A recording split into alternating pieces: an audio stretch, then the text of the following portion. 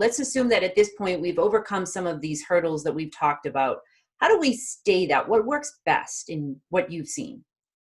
Yeah, so I'll touch back to the thing we were talking about before, where some place I've seen it work best is literally having bi-weekly meetings with sales and marketing. They don't have to be long, and I'm not a believer in wasting time in meetings. So they could be stand-ups, right? They could be 2 half-an-hour stand-ups. Mm-hmm. They could be meetings where you might end it in 10 minutes, right? If you get everything done that you need to get done, right?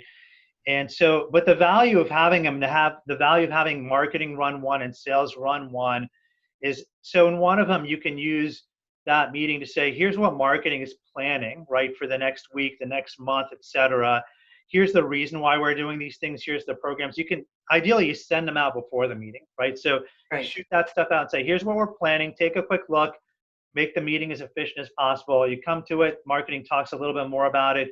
Sales can then push on and pressure test it, right? Well, did you think about this? Do we want to do that? And they can agree or disagree on certain things, right? They can make some refinements. Yeah.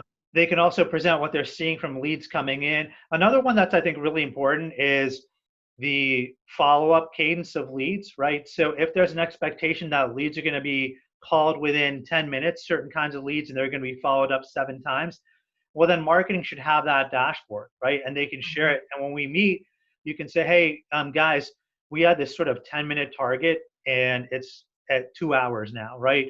Do we think that could be causing an issue, right?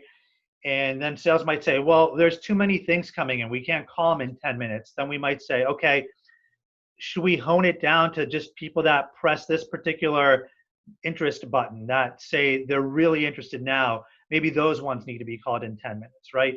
So it's that kind of interchange that needs to happen, right? Yep. Yeah. And then with sales leading, it's also good because they can give feedback on what they're feeling from the leads.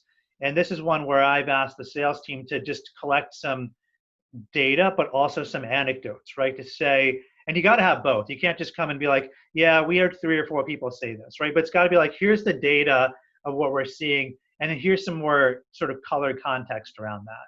Yeah. And I also love the idea too, having been in the marketing side, working with sales teams, one of the things that I would do a lot in those situations was get campaign ideas from them. So what are some of the things that are happening in your industry and with your customers, and actually brainstorm what might be some marketing campaigns that work. And then sales feels like, this isn't just being something that they're handing to us, they're actually collaborating with you on it. So there's a lot of great techniques like that. Yeah.